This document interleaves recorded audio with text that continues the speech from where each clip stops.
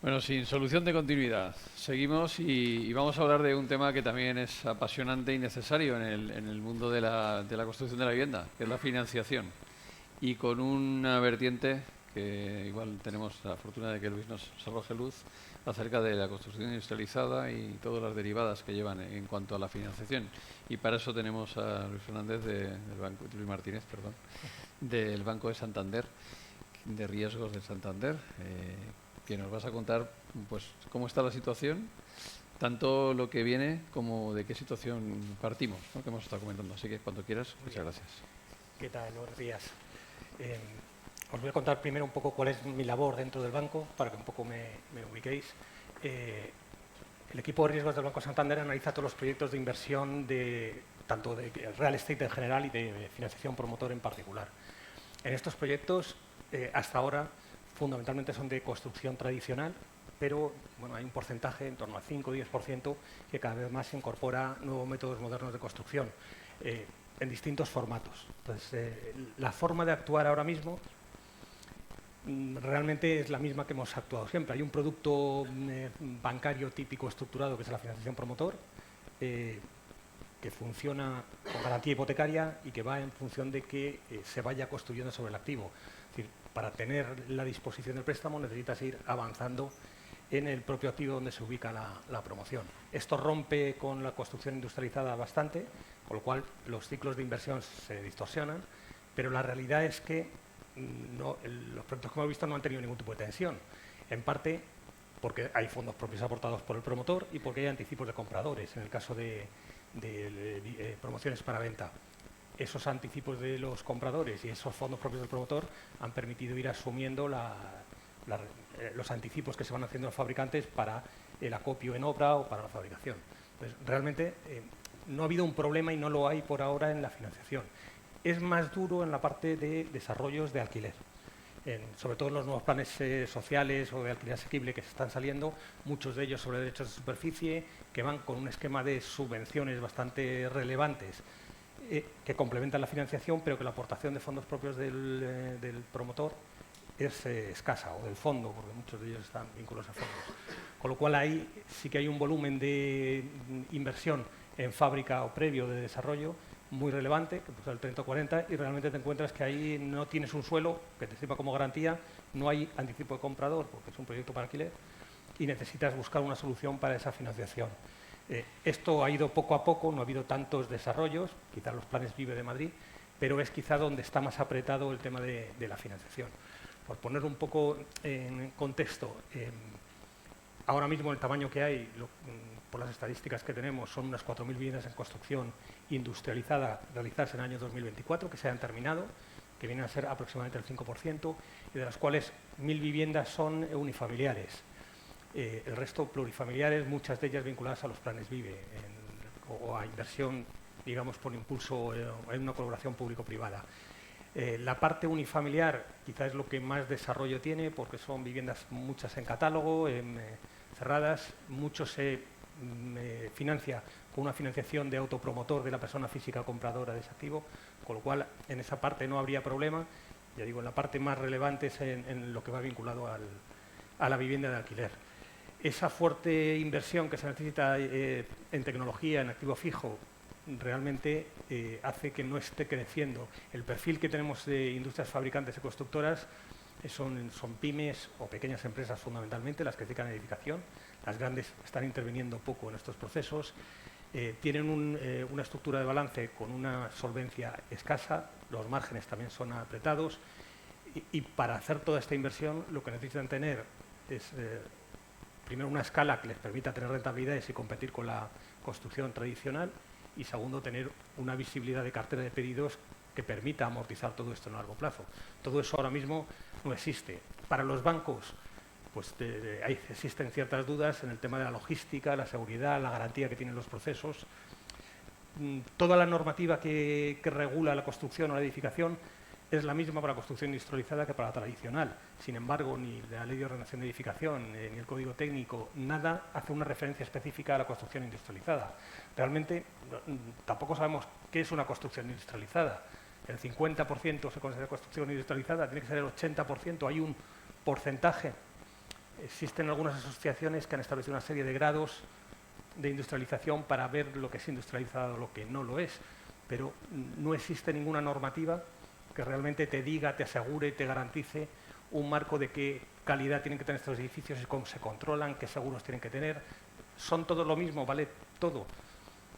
A nosotros, por ahora, todo esto nos genera una cierta incertidumbre, no hay nada regulado y todo viene funcionando igual que funcionaba tradicional. Cuando es un nuevo marco, una nueva construcción que creemos que tiene unas condiciones diferentes que deberían incorporarse en la normativa y actualizarla con estas nuevas figuras. Ni siquiera está como agente el constructor industrializado. Puede ser un fabricante, puede ser instalador, puede ser, pero no existe esa figura en la normativa. Y luego el tema de el desencaje en el flujo de caja o de la inversión. Aquí el proceso de digitalización y todo el desarrollo de modelaje inicial y la fabricación, solamente la fabricación sería entre el 30 y el 40%, más la parte de modelaje y BIM, puede ser un 50% que tú tengas que hacer de una forma paralela al desarrollo del proyecto, no como se hace ahora, que es más secuencial o lineal, donde tú vas haciendo el desarrollo de la obra. Eso rompe los ciclos, es verdad que los acorta, pero los rompe en el momento que tienes que hacer la aportación de capital, y nos encontramos con dificultades en la estructura de financiación que existe ahora mismo para que encaje en este nuevo modelo de construcción. Las financiaciones que tenemos ahora mismo vienen reguladas por la ley de 2015, básicamente, donde introdujo algunas figuras nuevas de financiación alternativa o de crowdfunding, pero estamos las entidades financieras reguladas, que tenemos nuestros condicionantes de regulación y de consumo de capital, con la figura principal de la financiación promotor, pero luego con toda la línea de circulante, Corfimir, productos que están muy asentados en el mercado.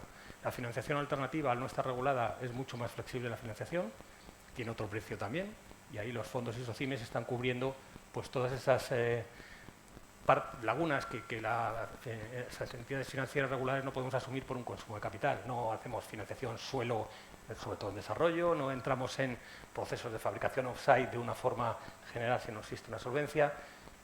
La financiación alternativa un poco viene cubriendo eso, pero es verdad que a un coste de financiación muy elevado. La figura del crowdfunding ha entrado menos en lo que es financiación al fabricante o al constructor.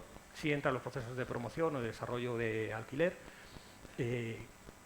Son procesos que se hacen a través de plataformas de financiaciones participativas que están reguladas, donde sacan determinados proyectos con una viabilidad, con un informe de viabilidad para captar dinero con cantidades normalmente pequeñas porque tienen limitaciones de inversión y que complementan el capital privado de los proyectos. Y los instrumentos financieros públicos, cuando los van sacando poco a poco, pero que vienen a completar. Siempre han existido las líneas psicofamosas, ahora cada vez hay líneas un poco más específicas de financiación sobre todo para el tema de alquiler, que es un poco el enfoque de la política que está realizando el Gobierno. El desfase de los fondos, de cómo se liberan y cómo se tienen que utilizar, es quizá lo más relevante. Pero ya digo que hasta ahora, para el volumen de un 4 o 5%, 3.000 viviendas plurifamiliares que se construyen, aportaciones que se están haciendo por parte de los fondos, en principio relevantes, sobre todo en los primeros proyectos, no ha habido ningún problema de financiación y ha generado mucho ruido, pero yo creo que es una cosa más teórica sobre el futuro y el crecimiento que tiene que tener que real sobre cómo viene articulándose. ¿Cuáles son las barreras que tenemos? Por un lado, la figura del préstamo promotor hipotecario no encaja en este tipo de financiación, hay que hacer algún tipo de modificación. Aquí se ha avanzado mucho. Primero el Gobierno lanzó una idea que llevó a una modificación de la hipoteca mobiliaria con la idea de que los módulos de fabricación se pudiera constituir garantía hipotecaria mobiliaria. Eso a las entidades reguladas no nos va a afectar, es decir, no es eso una garantía para nosotros, porque para que una garantía pueda tener una reducción del consumo de capital y nos pueda ser eficaz, necesitamos que eso tenga un valor. Entonces, un módulo que está almacenado en una fábrica que se tiene que ejecutar por parte de una entidad financiera y se tiene que colocar en el mercado, ¿qué valor tiene? ¿Cómo se valora ese módulo? ¿Es reutilizable, lo primero? ¿Y qué valor tiene? Si no hay ese mercado y no hay ese valor, es imposible que nos pueda servir de garantía. Y luego, de alguna forma, eso está en la fábrica, tiene que ser es una prenda sin desplazamiento, es algo que necesitamos que empiece a funcionar, que haya un recorrido de valor y de precio, que podamos justificar de cara a nuestro regulador que eso es eficaz como garantía, eso necesita mucho recorrido y a muy largo plazo y ahora mismo lo vemos bastante complejo hasta que el mercado se desarrolle, que eso tenga una salida. El marco, como he hablado antes, necesitamos adaptar la Ley de Ordenación de Edificación, el Código de Construcción, quizá algo específico para el tema de construcción industrializada, incluso los agentes que intervienen en el control de las obras. Ya hay 3 escenarios específicos de construcción industrializada, pero quizá debería haber algo más genérico que permitiera ver un poco la evolución que va teniendo esta actividad, partiendo de que alguien defina qué es construcción industrializada o en qué medida las viviendas que se hacen integran construcción industrializada, aunque sea con los 6 grados que se definió por el clúster de edificación como digamos, segmentación de este mercado. La percepción que hay en el sector financiero es algo novedoso, algo todavía que en España se puede considerar experimental, quizá quitando las viviendas unifamiliares, que está formado por pymes de pequeño tamaño, poca solvencia, activos limitados. Hasta ahora el sector constructor era un sector con poco activo fijo, mucha subcontrata. Todo esto se tiene que ir agrupando quizá hacia compañías con un poco más de capital, mucho más grandes, que puedan tener una inversión en activo fijo potente y que puedan conseguir una escala para que esto sea realmente rentable. Los costes iniciales son muy elevados y por eso necesitas tener un tamaño de empresa mucho más elevado que lo que existe ahora mismo. El tema de la gestión de stocks, el transporte de los módulos o las 3D o módulos 2D, su instalación, la calidad de ese proceso de instalación, todo eso son aspectos que tienen que cubrirse, quizá con seguros, con una reglamentación un poco más clara, que dé un poco de transparencia a cómo se hacen esas viviendas. El tema de la percepción social y aceptación del mercado también nos preocupa. Realmente el proceso de industrialización y de prefabricación siempre se ha considerado peor que el tradicional, aunque la realidad no sea así, sea más eficiente, sostenible, pero eso necesita un poco de transparencia, comunicación, que se enseñen casos de éxito, de cómo funciona, porque realmente sí existe una percepción del prefabricado como más modular, por decirlo de algún modo, y que fuera de un peor nivel, aunque sea social. Por eso también proyectos de alto nivel de vivienda industrializada, todo el tema de transparencia y de comunicación, creo que sería bastante necesario. En algunos países europeos hubo unos temas de un síndrome de vivienda de construcción industrializada por toda esa vivienda de tipo soviético más uniforme que generó realmente una falta de cohesión social, porque eran barrios de un nivel de renta más bajo, barrios donde hubo unas condiciones que generaron realmente unas condiciones psicológicas en las personas que vivían allí diferentes. Todo eso que existe y que se lee en los mercados también se tiene que trabajar un poco desde la arquitectura para un poco también hacer modelos mucho más personalizados, como desde la comunicación de casos de éxito. Al final, todas las ventajas que aporta la construcción industrializada y la realidad del mercado, que no hay mano de obra y que realmente para afrontar la necesidad hay que ir a modelos de construcción industrializada si se quiere conseguir esa construcción o ese volumen de construcción necesario para cubrir el déficit de vivienda que tenemos.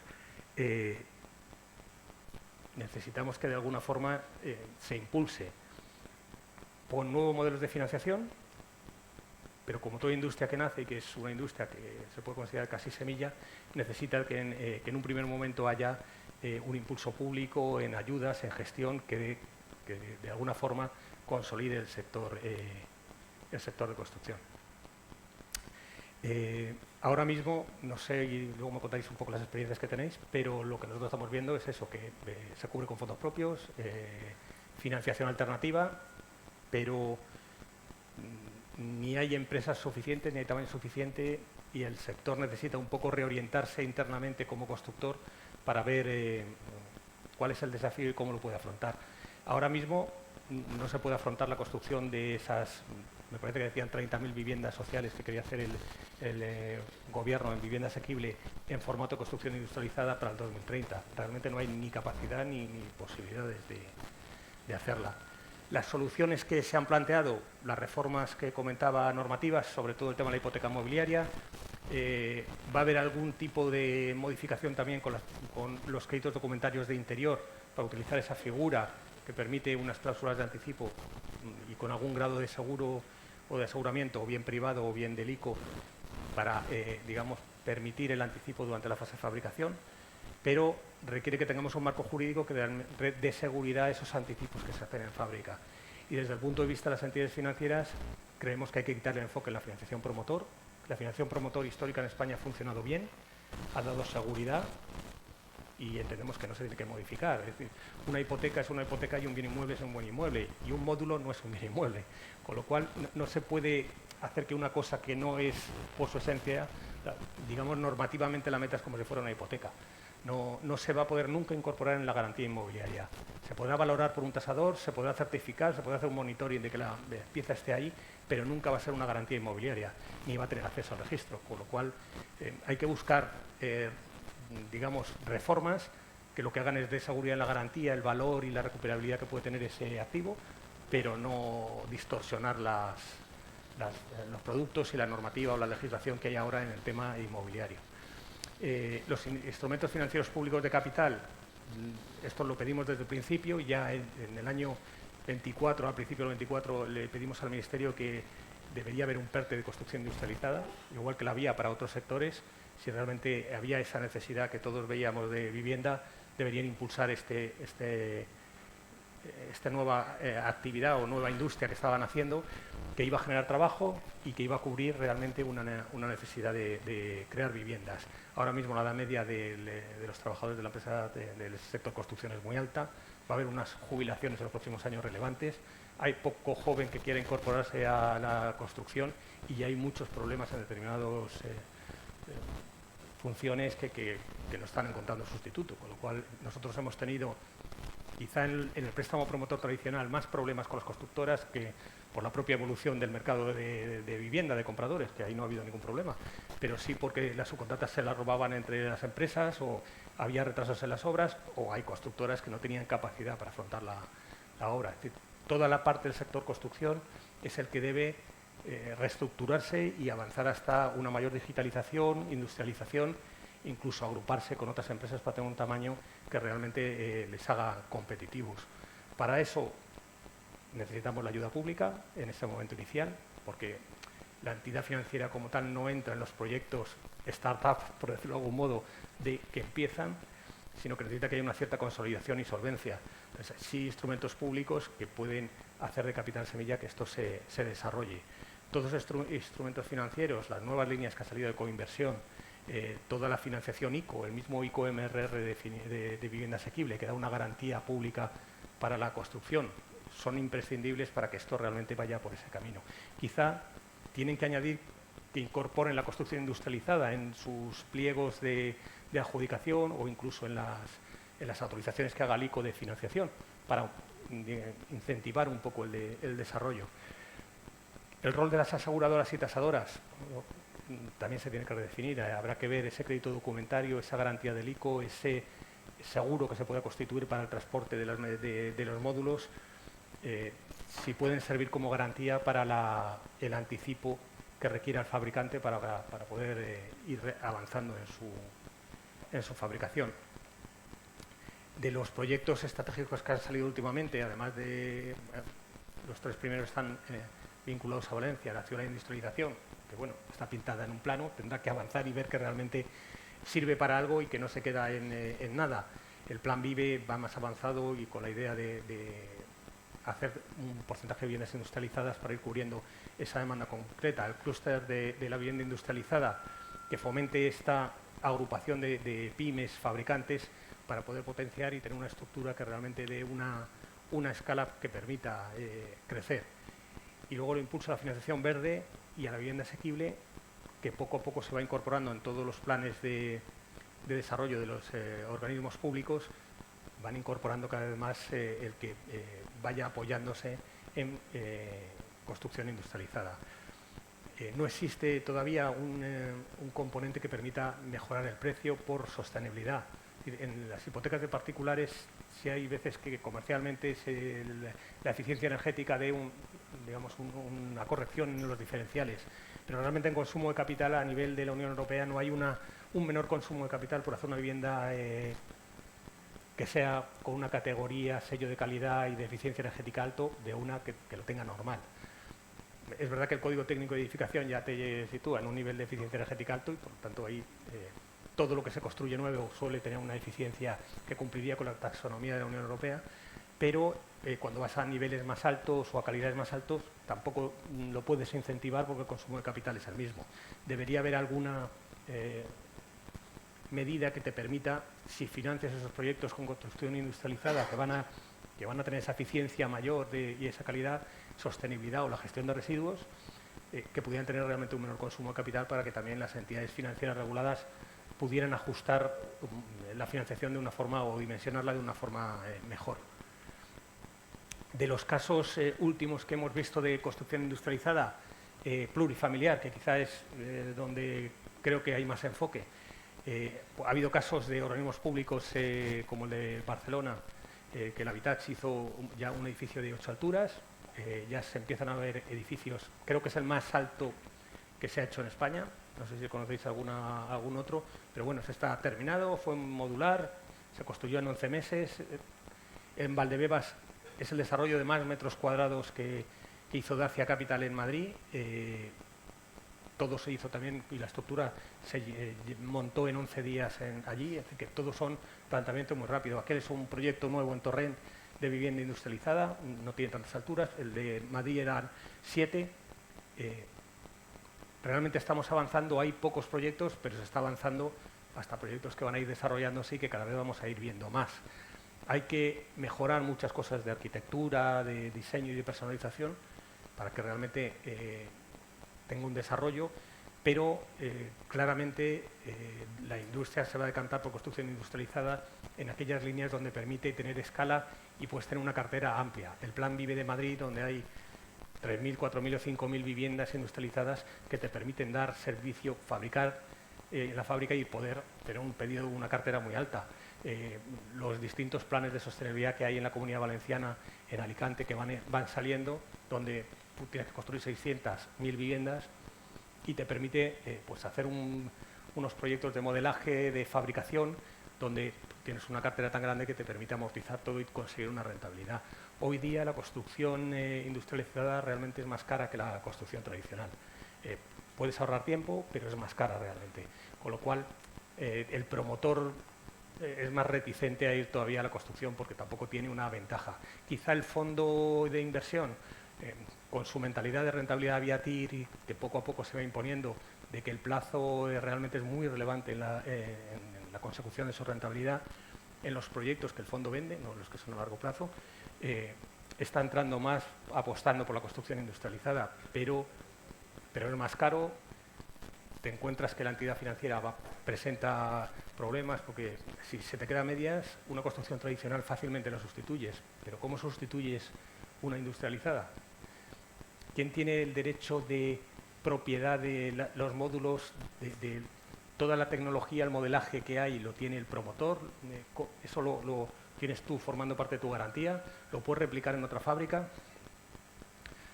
Como no hay experiencia, no hay casos que se hayan dado, pues tampoco realmente hay soluciones como para que todos esos problemas que pueden surgir en teoría, pues tengas una respuesta para todos ellos. Quizá el promotor individual de viviendas que más ha hecho es Aedas, que apostó mucho por la construcción industrializada. La mayor parte de ellos son unifamiliares, tiene alguno plurifamiliar, incluso distintas tipologías, porque tiene tanto la parte de steel frame como madera, que metió en algunos proyectos, como la parte de módulos. Que los grandes promotores están apostando, probando un poco el funcionamiento que lo da, pero algunos de ellos han encontrado que la fábrica les dejó tirados a mitad del camino, que tuvieron que buscar una solución alternativa. Así que necesita mucho la industria para consolidarse, para que realmente las entidades financieras veamos que es un modelo por el que se puede asumir un riesgo fuera de lo que es la garantía hipotecaria. A nivel internacional, realmente existen los mismos problemas que aquí en España. La garantía hipotecaria no se puede utilizar. Lo que más afecta a nivel internacional es la forma en cómo se compran y venden las viviendas. En Francia, por ejemplo, los contratos privados de compraventa son obligatorios, no como en España, que das una cantidad. Allí compran realmente se financian con compañías de seguro y el anticipo es más claro porque ya hay una persona física detrás que respalda esa compraventa. Con lo cual, toda la construcción plurifamiliar realmente se basa en los compradores de vivienda que adquieren esa promoción. Aquí en España no, aquí cae el mercado y aunque te hayan dado un anticipo del 20%, pues se pueden caer las ventas. Es más, digamos, la regulación jurídica de la compraventa o que regula el activo lo que lo diferencia, porque en cuanto a financiación, la hipoteca sigue siendo hipoteca. Si no se pone sobre el activo, no se puede valorar y no se puede incorporar ni disponer. Con lo cual, la financiación industrial es una financiación fundamentalmente circulante y de vía de anticipos o del comprador o de los fondos propios aportados por el industrial. Bueno, en general, creemos que es un reto la financiación de construcción industrializada, que es muy incipiente la industria, que tampoco tenemos unos ejemplos de desarrollo y de modelos que te permitan definir un poco cómo va a ir al futuro. Sí creemos que hay que incorporarla, pero necesitamos que se actualice toda la normativa y legislación, tener muy claro las implicaciones que tiene la construcción industrializada, tanto para el fabricante, para el promotor, como para el comprador final. Y una vez que se supere esa percepción del riesgo, quizá más de la falta de la experiencia, entendemos que esto va a poder evolucionar de una forma relevante. Las políticas públicas y la financiación pública creemos que es imprescindible en este momento inicial. La línea ICO-MRR, por ejemplo, que está empezando, como quien dice, porque solamente la ha hecho el ICO y todavía las entidades financieras, creo que nosotros como Banco Santander hemos firmado la primera, pero es la primera, tiene una burocracia todavía que va a ir poco a poco avanzando y además se tiene que construir. Todos los fondos Next Generation te obligan a una construcción que tiene que finalizar en el 2026, con lo cual el plazo ya estamos muy ajustados. Pero va a haber otras medidas de coinversión para traer el capital, más ayudas para la fabricación o para la inversión en activo fijo, que creemos que se deben enfocar en el fabricante y en integrar esas pymes en agrupaciones de distintos fabricantes que puedan acceder a proyectos más grandes de escala y a que de alguna forma se vaya estabilizando una nueva industria de construcción. Por último, se necesita otro perfil de empleado. Aquí el empleado tradicional de construcción no se va a parecer nada al que va a haber en la construcción industrializada, con lo cual también se necesita una nueva formación de todo este personal que tiene que controlar la calidad tanto en la fábrica como luego en la instalación, los diseños de modelaje y la digitalización que tiene que tener la industria, que es mucho más potente que la que existía en la construcción tradicional, y por lo tanto se necesita desde técnicos hasta un nuevo formato de especialistas de ingeniería y arquitectura que avancen en los procesos para que esto se pueda desarrollar. Ya digo, no hay ahora mismo un problema porque todas las obras se financian, ningún promotor nos ha dicho que tenga un problema en las disposiciones.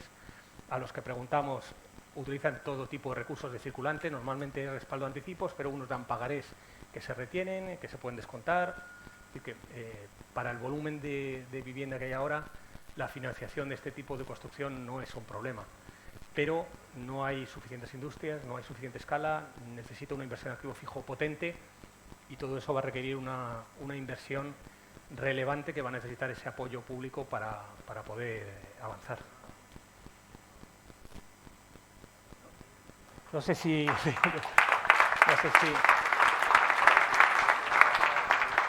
me gustaría que me comentarais alguna experiencia o alguna duda que tengáis en los temas de financiación.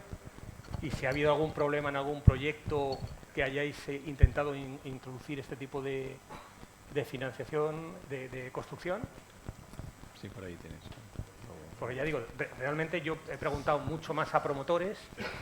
Los promotores hasta ahora no nos han presentado ningún problema. Y los proyectos, ya digo, ese último que ponía allí es un proyecto de Torrent que se llama Neobrick. Ese lo financia Banco Santander. Y en la estructura preguntamos específicamente si necesitaban algo adicional para la fabricación y nos dijeron que no. Pues se hace igual que siempre. Según se certifica en obra, se dispone del préstamo promotor. Vale. Hola, buenos días, Luis. Soy Jesús Gallego, dirijo un estudio de arquitectura que se llama Doras Atelier y el proyecto este de Build to Rent de Steel Frame, ¿no? Para Kronos Home. De Kronos de Torrejón. Ese, lo hemos hecho, lo hemos desarrollado nosotros. Ese también lo financió Banco Santander. Fantástico. A ver, ese no es un problema porque el Steel Frame de alguna manera es de las tecnologías que más se instalan en obra, ¿no? Que más fácil son de certificar, ¿no? Yo te quería hacer una reflexión un poco sobre esta especie de visión, ¿no? que tenéis sobre que digamos un módulo 3D en una obra entra dentro de un préstamo mobiliario, ¿no? O sea, y no es un préstamo inmobiliario, ¿no? O sea, a ver, Hombre, quiero decir, ¿no? Vamos a digamos ponernos que un poco en por situación. definición es así. Sí, bueno, yo quiero discutir eso, ¿no? O sea, al final, un módulo en una obra, digo por ir un poco al problema, ¿no? Un módulo instalado digamos, en una fábrica, ¿no? Que es en el cual ya hay, digamos decir, mobiliario, que se ha vuelto inmobiliario, ¿no? Porque al final un retrete instalado, un lavabo instalado, un tabique instalado, ¿no? Digamos, ya se vuelven inmobiliarios, pero estás estando en una fábrica, ¿no? Digo por el concepto mobiliario. Si al final esto, o sea, la dirección facultativa puede certificar este módulo, ¿no? Tenemos una aseguradora que te asegura el transporte. Tenemos ese módulo realmente construido y certificado. O sea, sigo sin entender por qué hacéis esa discrepancia y por qué no somos capaces de romper esa barrera tan absurda que existe entre un módulo que mobiliario para algunos, para mí es en proceso o aspiracional a ser inmobiliario, porque no es para una camper, es para un edificio. Entonces, a mí me sigue chirriando mucho esa distinción. Si puedes un poco Realmente hay una cuestión de normativa que te obliga a que sea algo instalado, ¿vale? En el momento que se instale, está. Pero ocurre igual con los acopios de materiales. Es decir, hasta ahora se hacían acopios de materiales. Muchos de ellos eran con algún nivel de prefabricación. El acopio nunca entraba en la garantía. Pero estamos al final... Entonces, aquí podemos decir que en el futuro, es decir, puede que exista una trazabilidad donde tú puedas identificar los módulos que se corresponden y que eso sea un módulo concreto, definido, que te sirva como garantía porque tú lo identifiques que forma parte de tu todo de la vivienda, aunque no esté instalado. Pero es que es así, pero, ¿no? O sea, pero eso perfecta. tiene que ser una hipoteca mobiliaria. Sí. No podrá ser nunca inmobiliaria porque no está fijo en el activo. Tú lo puedes mover y desplazar. Bueno, luego puedes quitar un cristal también instalado. Entonces, o puedes quitar cualquier cosa que está hasta instalada que no en la está obra. fijo Sí. y no se puede mover. Es decir, yo una caravana no la puedo hipotecar. Obviamente. Una casa que se puede mover y trasladar no es hipotecable. Obviamente. Tiene que estar fijo y no puede ser trasladable. Entonces, esa diferenciación no tendría acceso al registro como Pero hipoteca.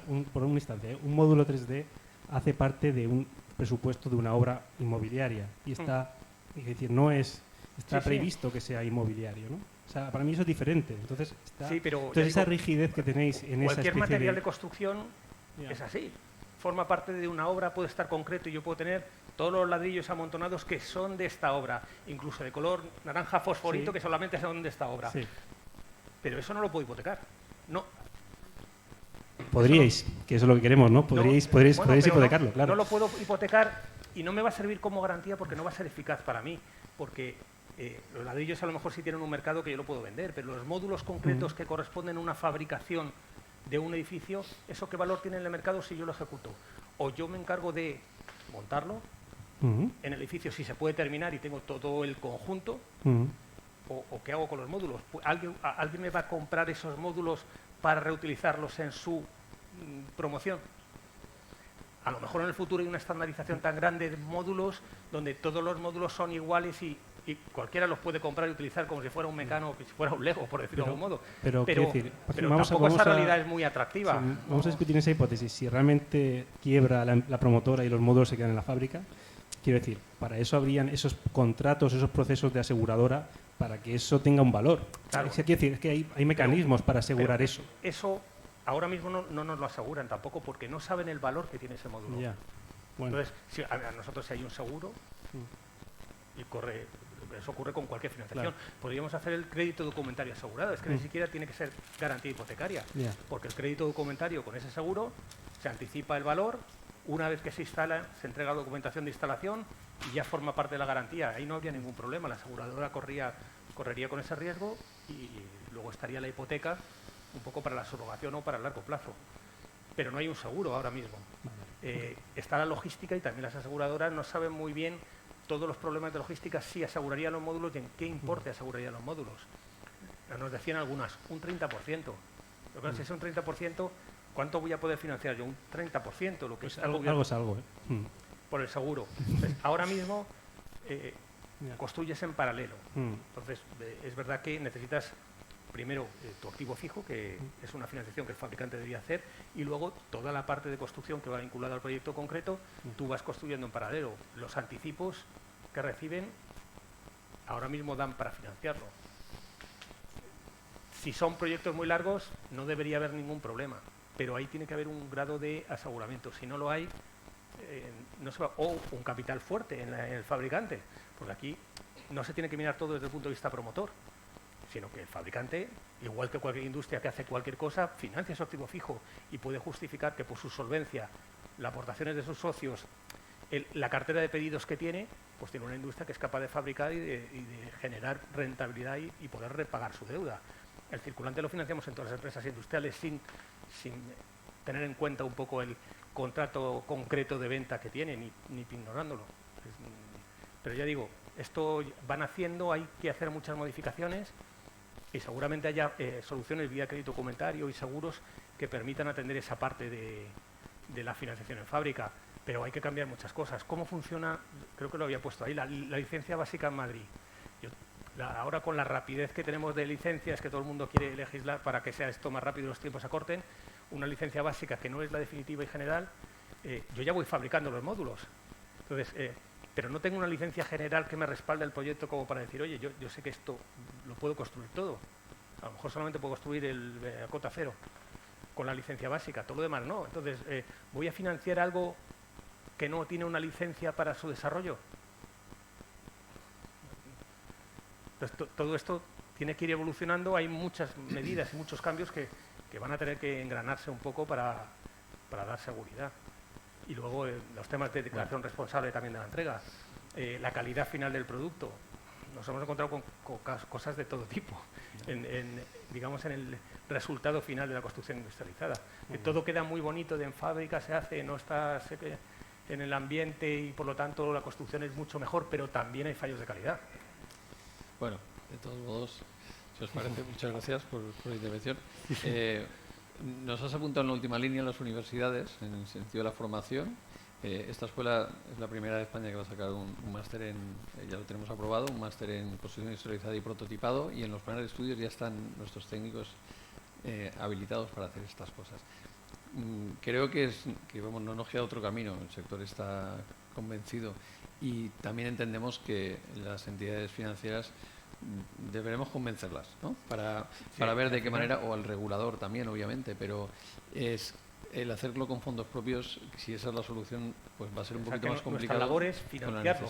Sí. Por financiar, no hay otra cosa que queramos hacer mejor que financiar. Estamos encantados de financiar. Por eso tenemos que ver de qué manera conseguís. Pero tiene que ser algo que realmente... Claro. Es que si no, no vamos a poder hacer las viviendas que hacen falta, porque si está mal la calidad, dices, en la fábrica, la de fuera no te la contamos. Pues muchísimas gracias, Luis. Muchas gracias.